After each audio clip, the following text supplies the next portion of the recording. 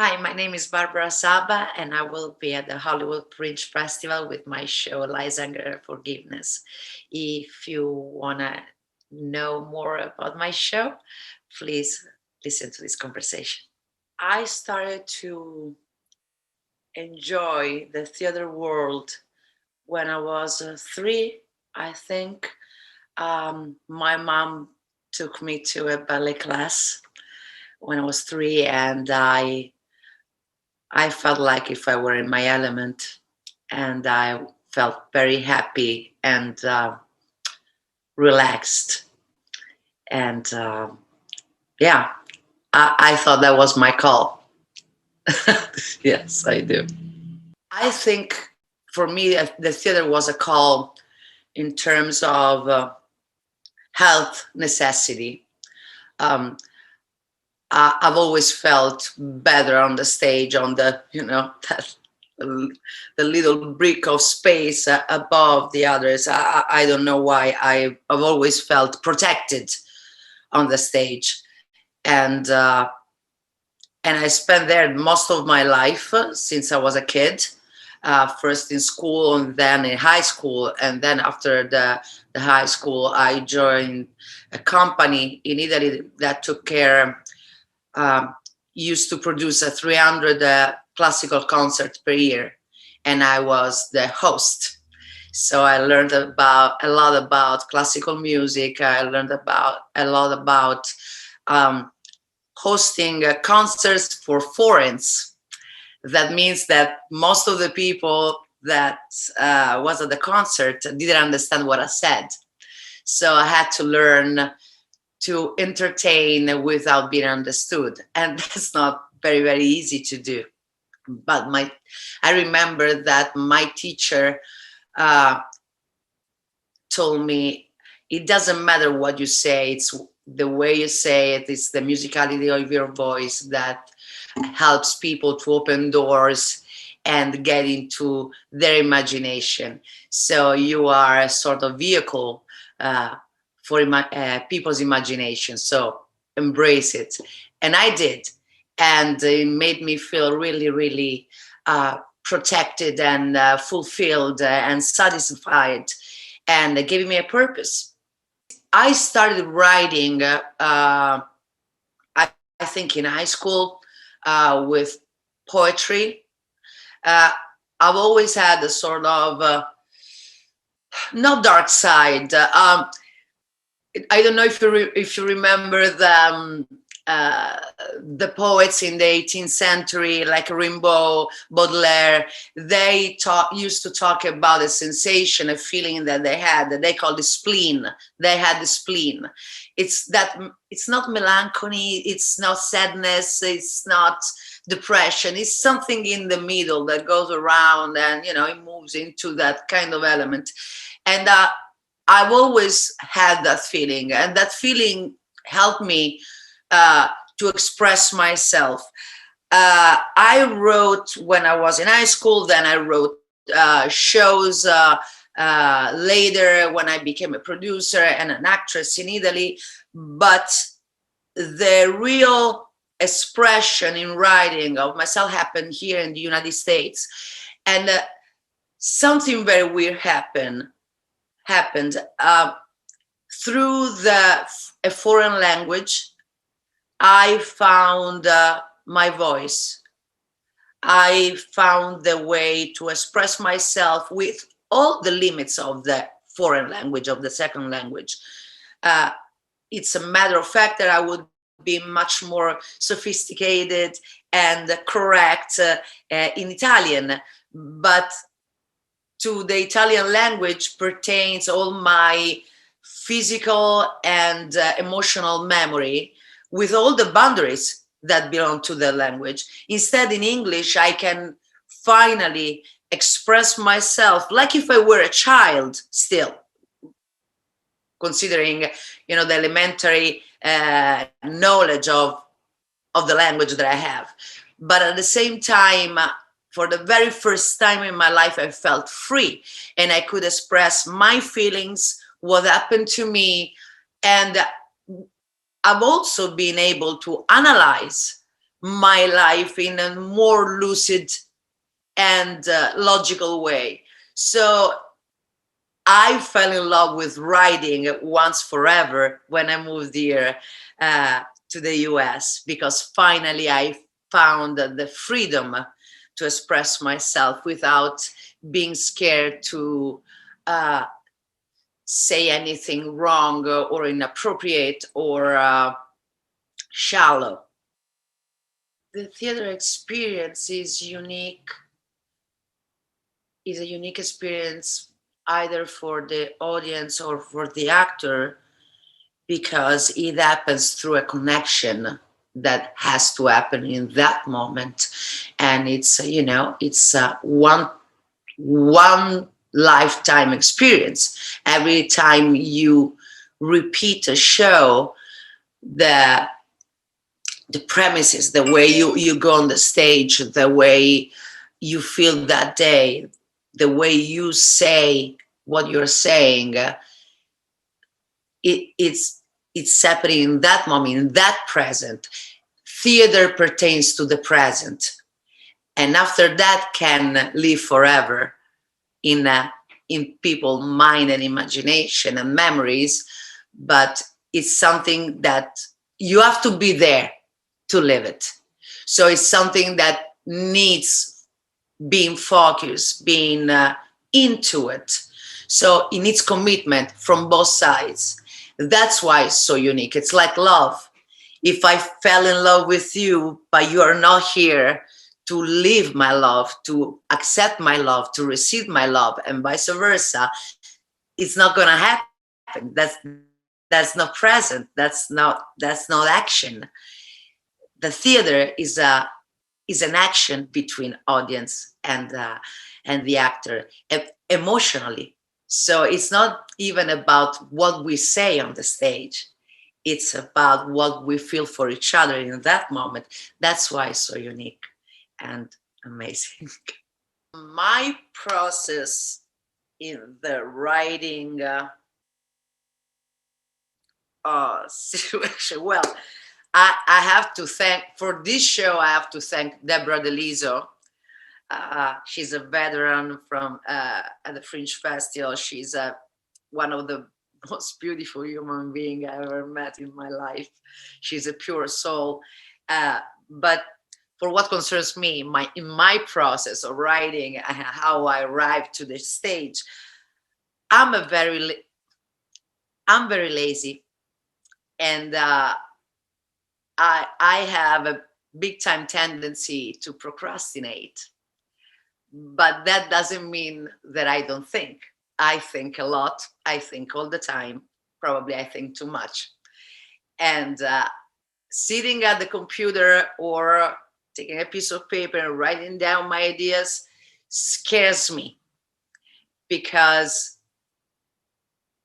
I'm still scared to find out that probably I'm mediocre or I'm not good enough. So my tendency is to procrastinate. But I think about what I want to say, the way I want to say it, and the why I want to say it all the time. So when finally Deborah in this case forces me to sit down and write, that one is, there are the fireworks. And basically that's the process. I think, I overthink again, then I found a beautiful soul that forces me to sit down and write, and then starts the magic. And from writing to the stage, so to the rehearsal, it takes a very little time, because I've thought so much, and then when I sit, I've already explored all the possible options about what I would like to write down and the way I would like to write down. So after that, the process is very fast, and usually my idea, what I want to say, is pretty clear. And when I see it on the stage, I have problem to believe that I wrote it.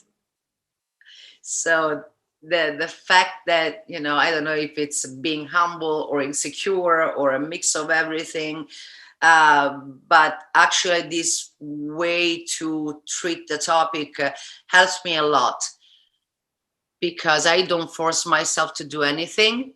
I just wait for the right time, and then I do it. And so far, I'm kind of satisfied with what I did. I heard about Fringe Festival a long time ago when I was in Italy. In Italy, is a big time matter for who wants to do theater and for who wants to write for theater. If you participate to a Fringe festival, it means that you are a real actor or a real artist, able to be on a stage and to say something that matters, at least to you. At least. So when I moved to the US, the idea of Fringe Festival never crossed my mind. I've never thought that I could be so creative or good enough to join it. And then when I met Deborah Delizio, and I did this workshop with her about solo performance, and we staged it. After that, she told me, I think your show would be perfect for the Fringe Festival. And he amazed me and filled up my unfed ego so much.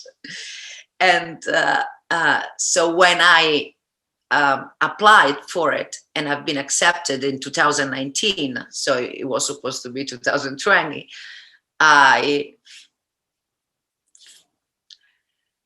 it happened very rarely that I felt so happy and proud of myself. And so being in Fringe 2000, Hollywood Fringe 2021, after a pandemic, after all the things we've been through, we are survivors, and we have a sort of duty to show up on the stage and tell people that everything is fine, it's gonna be all right. Through our stories, even if our stories are sad, but we artists are those people that take care of people's soul. And we have this duty. We have to restore the hope for a future, even if we talk about our past, even if we talk about, for what concerns me, a past that is heavy, a past that, almost destroyed us. But we are the result of the fact that we can survive to everything if we are here, if we put our heart and our mind in our lives, and we open our experience to others. The worst part of this pandemic, beside the smell of death everywhere and the fear of losing our beloved, has been the solitude, the loneliness, and a lot of us don't have the tools to analyze what's going on inside of us. Artists have this job to do.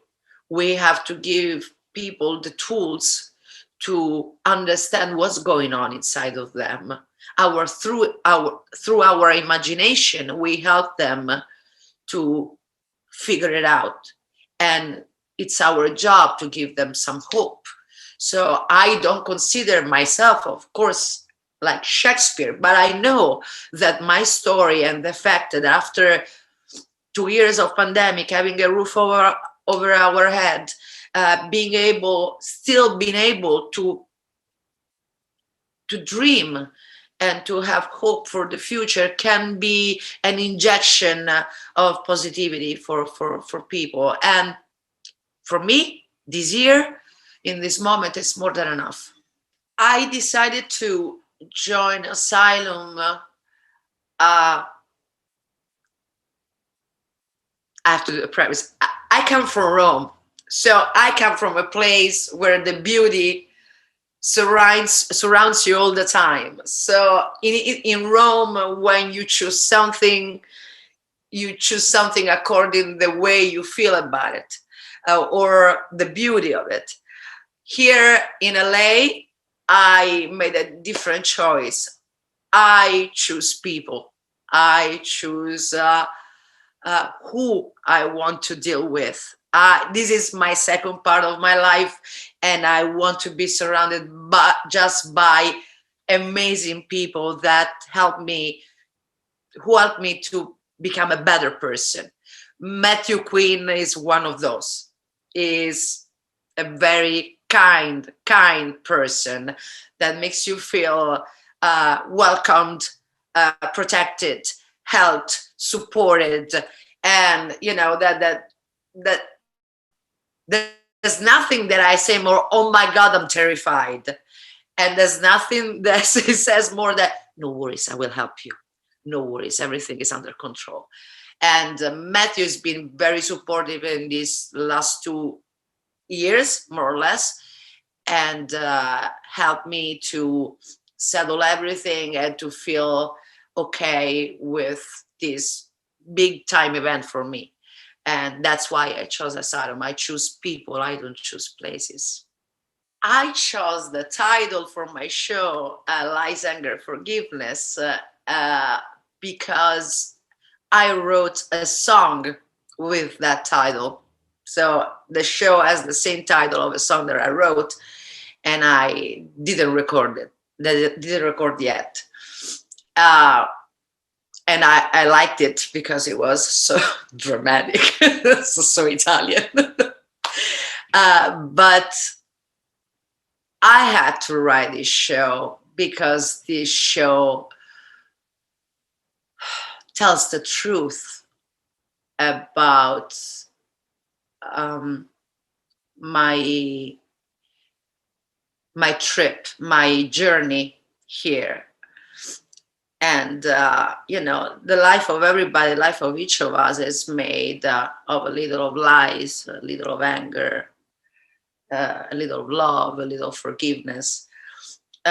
For me, love is the only feeling that I really feel probably 24 hours per 7 with no interruption. I didn't become a mom, so I have a big amount of love that I didn't give around. So I have it for everybody else. Lies, it happens. I don't like to lie, especially as an actor. I would be very, very good, but that's why I don't like it. But I did. Forgiveness is something very difficult for me. It's not even about it's not even forgive. It's getting over. Get over it. The expression that we use here. Come on, get over it. I can't.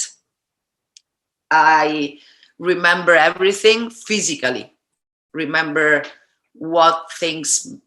how things make me feel, and I can't get over things until the things are solved. I cannot. And it's something that I'm learning to do here. And it's a big weight on your shoulder if you don't learn. As time goes by and you become older, the amount of things that you don't get over are more and more and more and more until you feel overwhelmed and pushed down on the ground. So my story, the story that I told, it's about this matter, how to get over and restart to live. Because otherwise the alternative is to die. That's why I had to tell this story, because I'm not the only one. I'm not unique. What I felt and what I lived is something not very common, I hope, but it happens.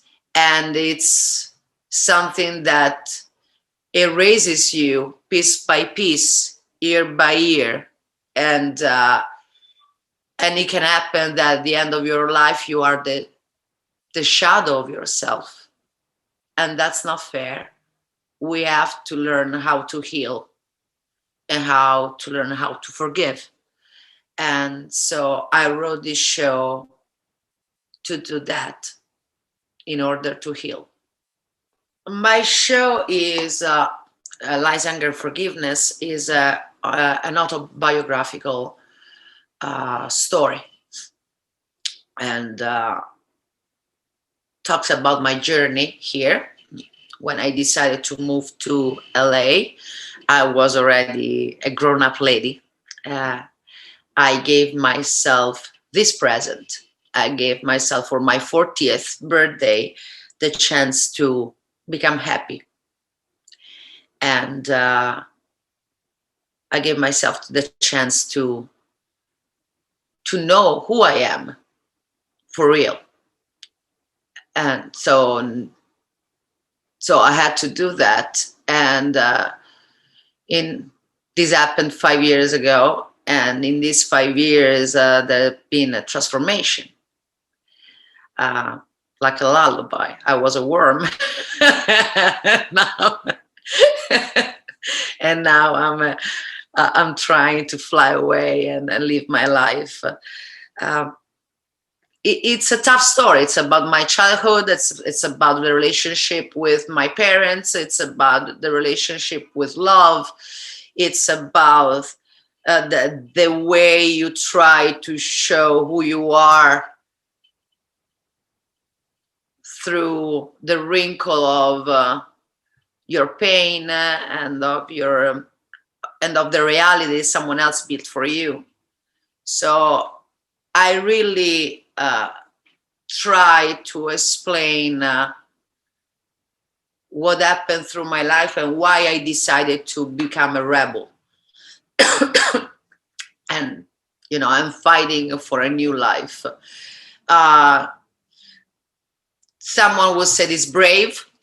I think that it's just a matter of surviving. I'm a scavenger. That's something that I used to say during the pandemic. Italians, in Italy, everything is beautiful, but nothing works. Nothing. And whatever you ask, the answer is always no. Can we? No. Mama, no. But why? Because I said so. That's the way it works. We are, monumental in the fact and in the behavior. That makes you feel small and insignificant. And I decided that it wasn't enough for me anymore. Beauty is not enough for me. So I had to change that reality. And that's why I decided to move to a place where the language babble, you say babble? Yes. Helped me to be in silence and think for real about what I wanted to do of my life and with my life. And that's what I did. And I hope it will help some of you to think and maybe finding some kind of peace and space for forgiveness. I hope that my story could,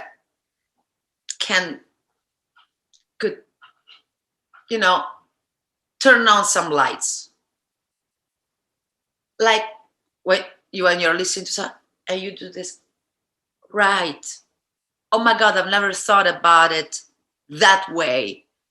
I've never, considered that perspective on that problem. When you talk about domestic violence or verbal violence or lack of love, it's not easy to have a big picture about it, because every story is different, because we react to the same event differently according to our way to be. I'm a very reactive person, and therefore I kick every stone I find on the ground. I don't let go anything. I need to face and solve every problem. I don't leave anything to the casualty. Other people don't do that. And maybe they could suffer more or less. I don't know. But what I know that is that my story, yes, it's mine, but belongs to a lot of people. And if my way to react to it can help to feel lighter someone else, I did my job, if we can consider it a job. People should see my show at the Hollywood Fringe Festival, because it doesn't happen so often in this country to meet someone who doesn't have any kind of filter. I belong to the 40s generation, so I don't have the idea of politically correct, what to say, what to not say. And on top of it, I'm a foreign from Italy, where we are already filterless. So I think that this show can help people to express themselves for what they are, with no filters, with no laces, with no, not trying to make it more beautiful, just the way it is. And we need truth. We need to say things for the way they are. It doesn't mean being mean. It means being real, being truthful, being honest. And then the healing process can start happening. So this show can be, not the medicine. I'm not a medicine, but if it can be a good punch in the face, I'm down with it. That's why people should see it, because a lot of us are sleeping. It seems we are awake, but we are not. We are sleeping. We are zombies. Walk around the city trying to do our duty, living with our sense of guilt and with our feeling inappropriate and out of place all the time. That's not life. We need to learn how to be awake in this life and find our purpose, whatever it is. People should go to the Hollywood Fringe Festival. This festival is a window, is an open window to the future and to the real reality. In the Fringe Festival, there are a bunch of misfits, and there is the chance for everybody to talk, and is a festival that protects whoever has never had a voice. Is a festival that gives voice to minorities, to people that usually is not seen, or immigrants, minorities, people with impediments. We have a voice here, and we can tell our truth, and we can give our perspective of life, and we can show that actually we are part of it. We are part of the world, that we have a beauty side. We can show you that beautiful side of it. So Hollywood Fringe Festival is an event of humanity. It's, I don't know, it's a Woodstock, you know, every year, when finally you can express yourself, you can find people and stories that usually don't belong to the normal reality, because it's too much. I don't want to hear about, you know, being bipolar. I don't want to hear. It makes me sad, because people don't want to be sad. Don't want to think. The Hollywood Fringe Festival, it's a beautiful chance to think, to open your mind and think about what matters for real. Not money, no cars, no houses, no real estate, no Kardashians, no nothing of that. But the smell of the dirt. There was an amazing songwriter, Italian songwriter called Fabrizio De André. He died 15, 20 years ago. And he used to say, from the diamonds, nothing comes out, but from the dirt, flowers grow. So that means that richness is, yeah, whatever, but it's sterile. We have to put our hands in the ground and learn how to grow and understand what it matters. Hollywood Fringe Festival, but the Fringe Festival in general, it's a miracle, and it's a beautiful occasion to see how life is. Here in Los Angeles, the Hollywood Fringe Festival, in my opinion, is even more important than in cities like Rome or New York.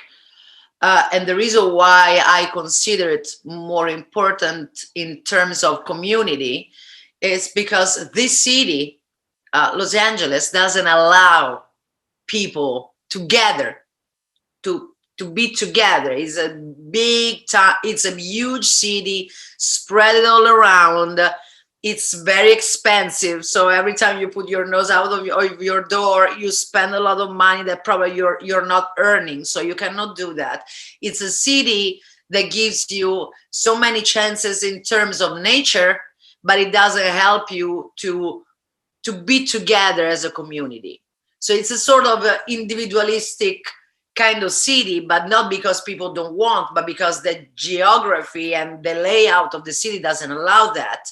So events like Hollywood Fringe Festival invite people to be together, to stay together, to meet each other, even doing nothing, even drinking a Red Bull on the side of the street. Just being together and talking about life and feelings and the way you look at life and your perspective on that matter instead of another one, and meeting people that you never met in your life, and probably they would be your best friends if you had the chance. So that the loneliness in the city more than others is something that you live. I don't feel lonely, again, because I grew up in another city. I moved here very late, so I was already a structured person, and I knew what I wanted and especially what I didn't want.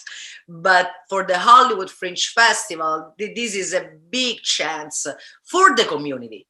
So it's the Hollywood Fringe Festival that does a favor to the community, giving this opportunity to stay together, to be together, to meet each other, to know each other, to hug each other, especially after a pandemic where we didn't have the chance to touch anyone. It was so terrible. You know, when you talk about, when you write about yourself, whatever you say of the play, out of the play, becomes personal. I don't know how to say it in another way. So talking about my show instead of doing it, it's I find it kind of redundant. Talking about myself, that they wrote the show about myself, that played the show, it's really too much even for a, well, I don't have a big ego, but I'm on the on the way. I find it weird, but this show made me feel a whole, helped me to become a whole, and it made me feel very guilty because I opened the Pandora box, and things came out, and who listened to the show asked me questions, and but as long as they asked me in English, it was okay. When the question arrived in Italian, something changed. So that's why for me it's kind of complicated to talk about it. I'd rather doing it, and what you perceive, you perceive. It's your, it's about you at the point. It's not about me anymore.